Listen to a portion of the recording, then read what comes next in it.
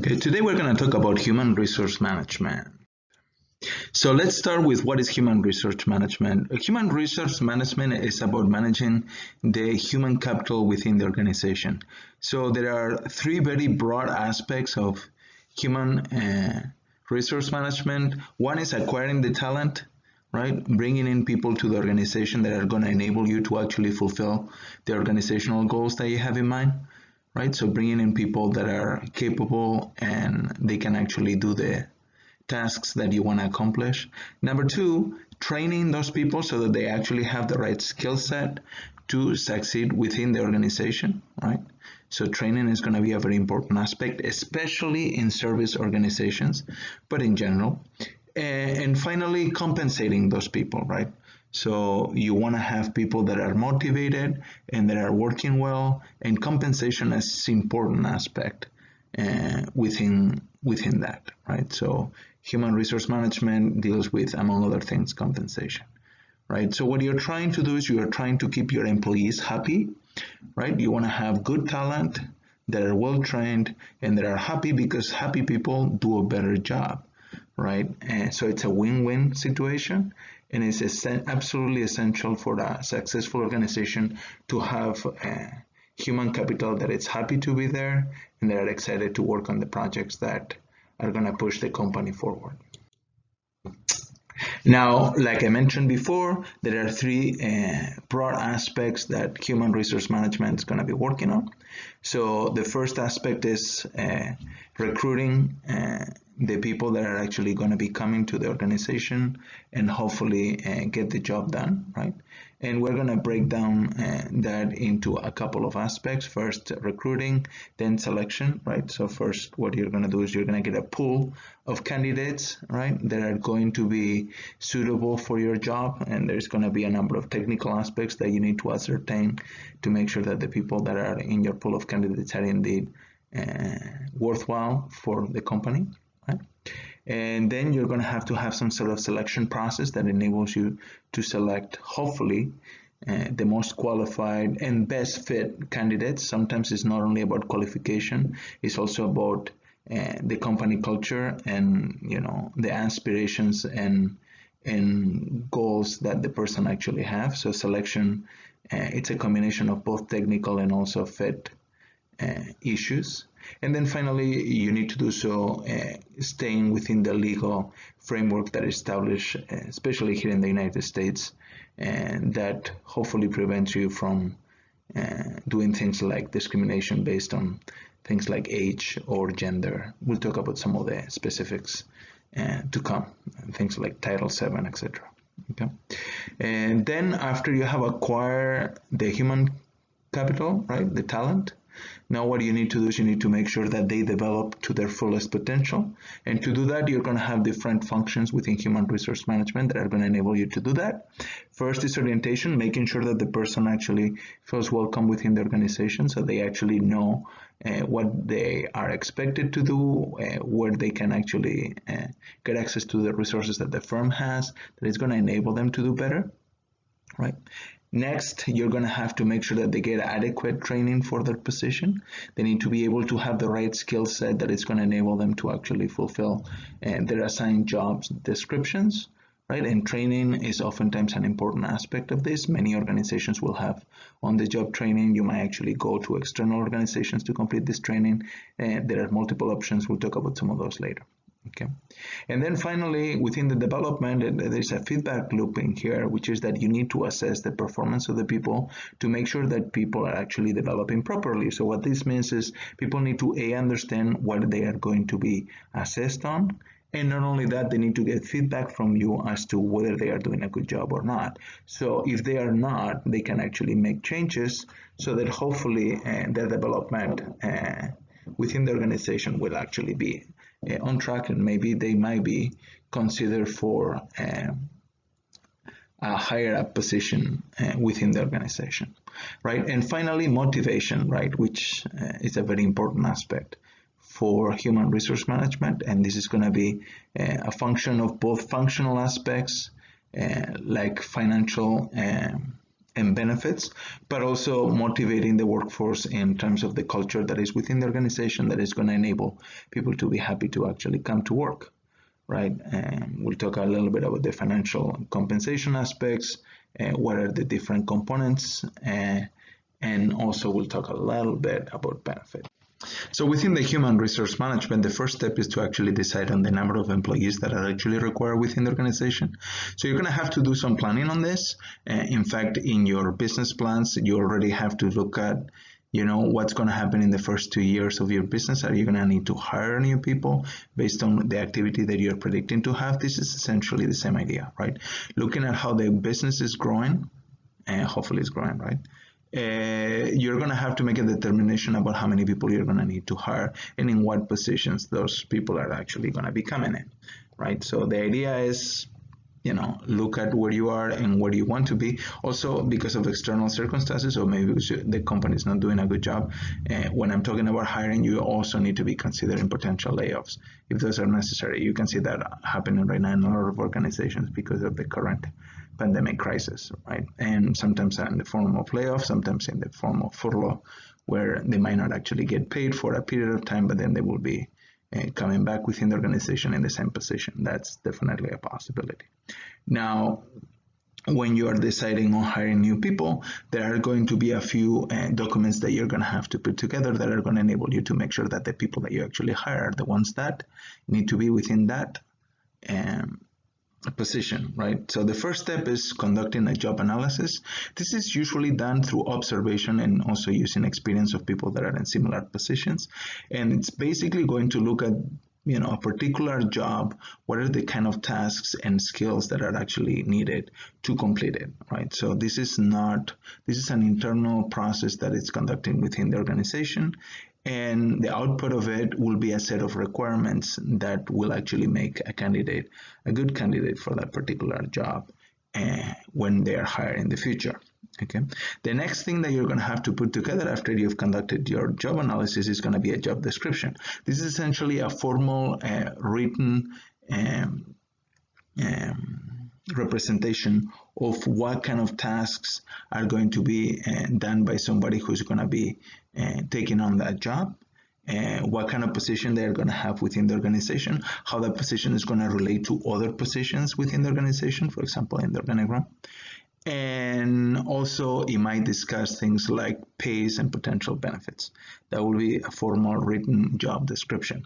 And then finally, you're going to have maybe more for internal use job specification, which is going to be essentially the requirements and qualifications that are actually necessary for completing that job. Okay. Now, once that you have decided on the number of people that you need to hire, you're going to create some sort of process for your hiring of those people, and that's going to start with recruiting. Recruiting is essentially creating a pool of qualified applicants that later you're going to be able to hopefully select from to hire at a later time. So recruiting is creating the pool of applicants, it's creating the set of potential people that you could actually hire. And this could include both internal sources and external sources. Typical internal sources will be other employees that are qualified at a lower position level, but that could be doing a very good job. And because of that, you might consider moving them up the organization into a maybe higher up position. Okay, those will be internal sources. External sources, there are many, right? You can use websites or you can use professional companies that what they essentially do is they create a pool of applicants for you. Another option for this will be to create a position and then get a headhunter to find potential good fit talent that will actually be an option for a future hire. Now, once that you have the pool of applicant that has been created through recruiting, what you're going to do is you're going to have a process that enables you to select from that pool of applicants the ones that you think are the best qualified and potentially the best fit for the organization. So it's not only about technical competency, which might be particularly important, but having technical competency, there might be other aspects that make a better fit of a particular candidate within the organization. Now, to do the selection process, there is a pretty standard process that is followed by most organizations. First, the applicant is going to have to put together some sort of application, and that is going to disclose, hopefully, all the relevant information that needs to be especially in technical aspects like education, etc. And then there might be one or multiple interviews that are conducted within the organization that is going to enable people within the organization to really get to understand better where the potential applicants are coming from, what their skill sets truly are, might enable you to actually weed out some of the potential errors or let's just say mistakes within the application process, right? Unfortunately, a lot of people tend to lie in their CVs and application processes, and a lot of these can actually be teased out through an interview process. There might be in some cases, although it's not necessary in all situations, there might be some testing that might be done internally within the organization. That testing could include both technical aspects, which might be particularly relevant to some managerial positions, right? So for example, if you're going to be the head of engineering, you want to make sure that there is some basic technical understanding, right? So that might require some testing. On the other hand, there might be also other testing that needs to be conducted to look at, for example, things like personality, right? Just to see whether somebody's going to fit in within the organization and they're actually going to be more appropriate for the positions that they're actually going to be fulfilling. And then finally, you might have to do some reference checking. So talk to some of the people that have already known the applicant in the past and maybe can vouch for them and give you a better picture of how they will fit within the organization. Now, like I was mentioning before, interviews are an essential aspect, and hopefully soon you will be going through one if you haven't already done a few in the past. Here you have some of the typical questions that you will actually be facing when you go to an interview. It is a very good idea with your candidate to actually at least have a clear idea of some of the points you're going to make to answer to some of these questions.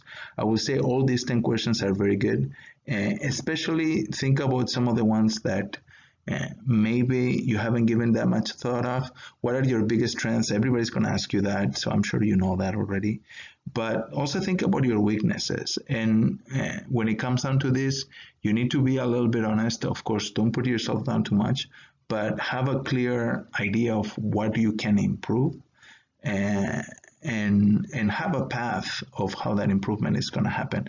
So if you talk about a weakness of yours, but then you actually tell the interviewer how you think you're addressing that issue and how you're going to address it in the future, it's a lot more reassuring for the interviewer than if you just talk about some of your weaknesses and you leave it at that. So couch a lot of these interview questions in a very positive light so that you don't actually come across as somebody who's negative, and because that is not going to fit within the organization. Also, another one that I think a lot of people don't give a lot of thought to is, where do you think you'll be in 5 years? I think that's actually a great question number 4 in here. And this is something that you need to at least start to have an idea about. In my experience, a lot of people in your shoes, being an undergrad, about to finish maybe in the beginning of your undergrad, you don't have a very good idea of where you want to be in 5 years. Now it's probably the time to start thinking about some of these questions. So when you are actually in front of an interviewer, you have at least a reasonable answer. By the way, there are no right and wrong answers when it comes down to any of this. But when it comes down to fit within the organization, like I was saying before, I think it's good to address all this in a very positive manner. And even if you're talking about weaknesses or problems, that you couch them in the right light. Okay. Now, like I was mentioning before, some of the companies will actually do testing, and one of the testing that it's done Sometimes it's a personality test, what they are trying to see whether you will actually fit within either the organization or B, and more likely within the position that you're going to have in the organization. So if you are going to be, for example, customer facing position, right, when you're going to interact a lot with consumers, there are certain personalities that do a lot better at this, right? The same thing with salespeople, etc., etc. Now, like I was mentioning also before, one of the things that you're going to find is that people unfortunately don't always tell the truth, right? And applicants to a lot of positions, they are going to pad their resumes and they are going to tell you things that unfortunately are not true. And a lot of these can actually be teased out through doing a little bit of fact checking, which you are going to do. First, the interview process will clearly resolve some of these issues. For example, you can see here number 2, people lie a lot about what level of fluency they have in different languages. So don't be surprised if you're saying that you're fluent in, I don't know, Spanish, for example, that in the middle of the interview, they will switch to Spanish and start asking you the questions that they were going to ask you anyway in the interview in Spanish, and expect you to basically conduct the rest of the interview in the other language that you claim to be fluent to. Okay, so there are ways in which you can weed out some of these, let's just say, inaccuracies that are very common. Okay, others you just need to resolve through due diligence. For example, college that you graduated, GPA. These are all issues that can be easily checked, especially within the US. When you have international candidates, it might be actually harder to do some of this fact checking. In fact, if I need to give you guys one advice, is don't pad your resume, don't lie. It's only gonna get you in trouble. There is no point to it. Just move with what you have. And if you want it to be better, now is the time to start working on it. Now, moving on to other aspects that are important, like I was mentioning before, you need to stay when you're hiring, other than coming up with a plan and having a good process that enables you to find the best candidates. You need to stay within the current legal system, especially here in the United States. And one of the most important aspects when it comes down to hiring people is this idea of basically avoiding discriminating anybody on the basis of the aspects that are legally protected. And those are essentially race. So you're not supposed to choose somebody based on race, which sounds pretty reasonable. Religion, color and race, I think they are pretty close together. I'm not sure legally how those are termed any differently. Sex, nation of origin, or handicap.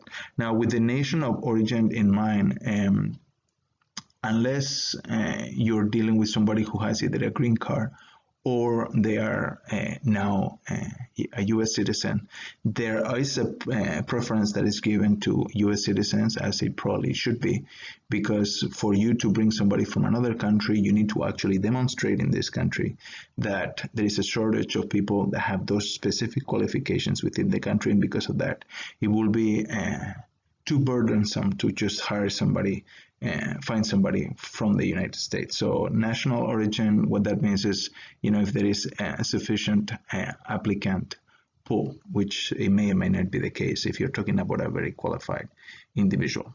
Okay. Now, there are a number of rules that prohibit this discrimination. One was Title VII, which we had in the previous slide, but there are others. American with Disabilities Act basically prevents discrimination against people that have disabilities, and those are pretty broadly defined, but essentially what the ADA states is that if you can make accommodations for somebody who has disability and they can perform to a reasonable set of standards, that you should not basically discriminate for somebody who actually could fulfill that job.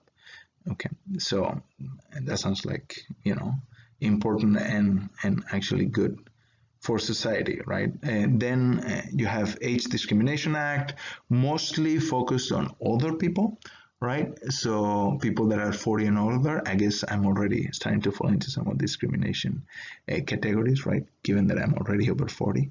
But essentially the idea that if you're going to invest in somebody's future, right? You could get a bigger return if they will stay and work with you for a longer period of time. So when people start nearing their retirement age, they start becoming a worse investment for the firm, and because of that, there seems to be a preference for younger people.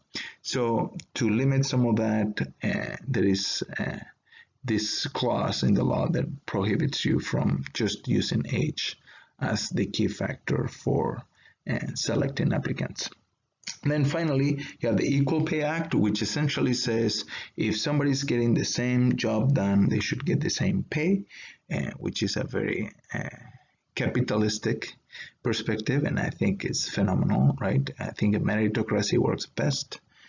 And this is a reflection of that. So if two people get the same job done, they should get the same amount of pay, except if their performance difference, right? So obviously one is doing a better job than another. You can see this in sports a lot, right? Who gets the highest pay positions in sports? Well, essentially the people that do the best job, right? Which is not a surprise. Then there is seniority, which is how long you've been in the firm. And there is a preference for that too. And then qualifications, right? So if you have two people that are doing a similar amount of job, but one is more qualified or is more of an expert, they are allowed to have a higher salary because of it. So I've already discussed the aspects of the acquisition of the talent within the organization. So now let's talk a little bit about developing that talent or that workforce, right? The first step, like I mentioned already in the beginning, it's going to be the orientation, which is essentially the introduction of the company to the employee and the employee to the company. It's a little bit like getting acquainted with each other. And this could take different forms in different organizations, right? But a very typical set of things that you will do for new workers will be show them the facilities in the organization, right? So they can actually become familiar with what amenities and options they have in terms of things like eating, if they're going to eat inside the building, etc., etc. And then you're going to have a set of introductions so people get to know each other, especially new workers that don't really know anybody else, so they will get introduced to their circle of coworkers and potentially to a set of managers that will be managing their interactions, so they will be their supervisors, whether directly or indirectly. Very important also, they should have access or given access to the manuals that describe their position and what is expected of them, all their policies within the organization, what is allowed to do and what you're not allowed to do, so that there are no misunderstandings and the performance actually on track from the very beginning. This is very typical in all jobs. You'll be given a manual and you'll be asked to basically read it within a short period of time to make sure that you are very clear about this, and you might actually be asked about some of the sections just to make sure that you actually did read it. Okay, this depends, of course, in the organization. And then it's very useful if somebody within the organization gives you kind of a rundown on what it's expected and how the culture actually is. Although this usually takes longer than just the orientation aspects, and you might discover aspects about the culture of the organization well into your first year and maybe even later as things progress. But it's good if you can get a crash course so that you don't step into anybody's toes, essentially. Now, once that your orientation is actually done, then a very typical aspect also in most jobs is that you will have some training, especially initially on, and in many organizations you're going to have training in an ongoing basis to make sure that you keep up with industry standards, or you improve actually your qualifications so that you can actually move up in the ladder of the organization. And this training can be of different forms. It could be on-the-job training, where you actually get some sort of teaching within the organization that enables you to get something done that you couldn't actually do before. So it could be like, I don't know, learning about a piece of software that you can actually use to do some programming of a machine that you have access to at work, like if you're, for example, in a manufacturing facility, right? So that you can learn, for example, how to program a a milling machine, right? So you'll get some on-the-job training for that, or it could actually require some classroom training, right? This could also be done within the organization or externally, right?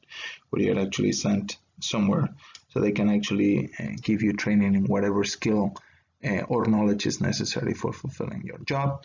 One important aspect within developing your talent is this idea of a mentorship, right? Where you have somebody within the organization that kind of becomes a little bit like your confidant, right? And it also gives you a little bit the inside information about what happens within the organization and what is expected and not of yours.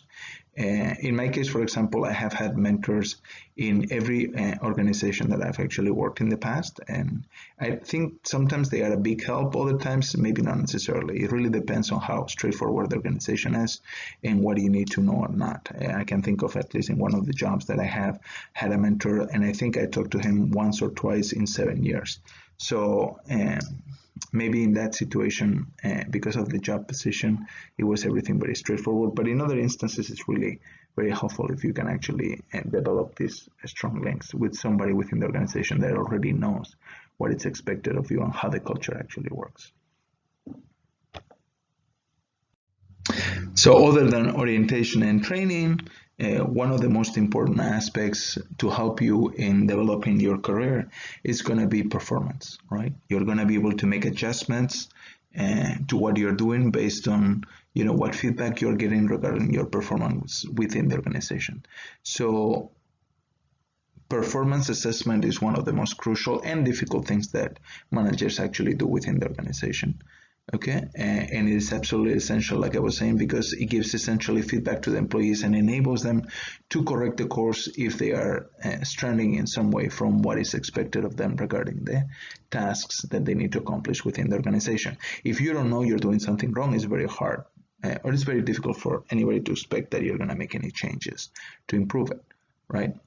Also, performance assessment is essential because oftentimes compensation is tied to performance. We're going to talk about compensation later, but you might have compensation that is variable, and that variable compensation is going to be determined based on your performance. So they are interlinked. Okay, and essentially, it's going to basically give feedback also of the quality of the process that we have internally in place to select and train employees, right? So if you're consistently having problems with the people that you're hiring by them not having sufficient levels of performance, it's going to tell you that the process that you're actually following, it really has some leak somewhere, right? Because if it happens every once, you're always going to have every once in a while people that don't perform appropriately, and that may be an individual problem. But when this happens consistently across the people that you're hiring, that just means that the process is actually not working as intended. Now, how you go about assessing performance, there are essentially two very different approaches. One is very quantitative, where you just have some metrics that you're going to be looking at performance, and those are the ones that are going to dictate how well you're doing in the organization. That will be those quantitative assessments of performance can be oftentimes done in positions such as sales positions, where there is very objective metric of whether you did well or not. For example, the number of products sold or the total dollar amount of your sales, right? But in other aspects, it might be more difficult, right? So if you're helping with the advertising within an organization, right? The way that will translate into a numeric value like sales, it might be very indirect, and because of that, that might be actually difficult to do. So oftentimes, these quantitative metrics of performance, they are actually blended with some qualitative nature metrics, right? So for example, one of the metrics that it's used for this is some sort of ranking, right, within the organization, how the different employees are ranking from the top to the bottom, right? And again, this is usually a subjective call, right, qualitative, based on other aspects of the job other than some quantitative metric. And one thing that we see in a lot of organizations right now that I want to mention is not only performance assessment of the employee, but also of the supervisor, right? And that assessment will be given by the employee. So the employees will actually try to determine the degree of performance that they are getting from their supervisors. Are they doing a good job at helping them basically succeed or not? And this idea of giving feedback to not only your employees but also your employees giving you feedback back, it's called 360-degree feedback system, which is very popular now. And you guys as students know this because you will be doing an evaluation of my performance, right? Which is not the old school way, right? But this is very widespread now in education and starting to become pretty widespread in organizations across the board. So after the performance assessment, there are essentially 4 things that can happen, right? One is you could stay where you were, right? That's not much of a change. But then based on the performance assessment, you might actually get fired, right? If your performance was really unacceptable. And if that's the case, you will be within the people that are considered part of the turnover, right? Those are the people that are leaving their positions within the firm. You could also be leaving not because you quit, but because you just have a better opportunity elsewhere, or there is something else that you want to be doing, right? So it's not only the people that are not doing well that are moving into different organizations, but oftentimes it is the case that it's linked to performance, right? So you have turnover. You could also be promoted, right? If you're doing a phenomenal job, like I'm sure you will be doing. You might be moving into a position higher up within the organization that it's going to have maybe higher levels of either responsibility, authority, and oftentimes along with those two, you'll have higher financial pay. And then finally, another thing that also happens is that you might be transferred to another position that is about the same level within the organization, but and same pay, same responsibility, but just seeing a different aspect. Companies that do this a lot, for example, Procter & Gamble, which makes consumer packaged goods, and brands like Gillette or Tide, right, that you guys know very well. So oftentimes what they will do is they will move people within the organization in many different positions so that people really understand the firm a little bit more completely, right? So if you've been working in one of the industries, like in the case of Gillette, right, you may not have a very good picture of what's happening, for example, when it comes down to brands like Tide, right? So that you don't actually have this disparity of knowledge within the organization. They might move you around to see how well you perform, and also so that you can actually learn better and grow as a manager. Now, one thing that unfortunately it's happening a lot in the last month is this idea of downsizing, right? Which is essentially companies becoming smaller in terms of the labor force, okay? And there are many reasons why this could be happening. Right now, we have a big slowdown in the economy because of this global pandemic, because everybody's in lockdown. And in a situation like this, what's going to happen is for companies to remain financially viable, oftentimes they actually need to either lay off people or furlough people. Okay, and in either situation, you'll just have a smaller workforce. One is temporary, the other one is permanent. Right? And unfortunately, I think we are in that situation right now. Hopefully, we'll be getting out of this soon. The technical term for firing that tends to be a little bit less dramatic is separations.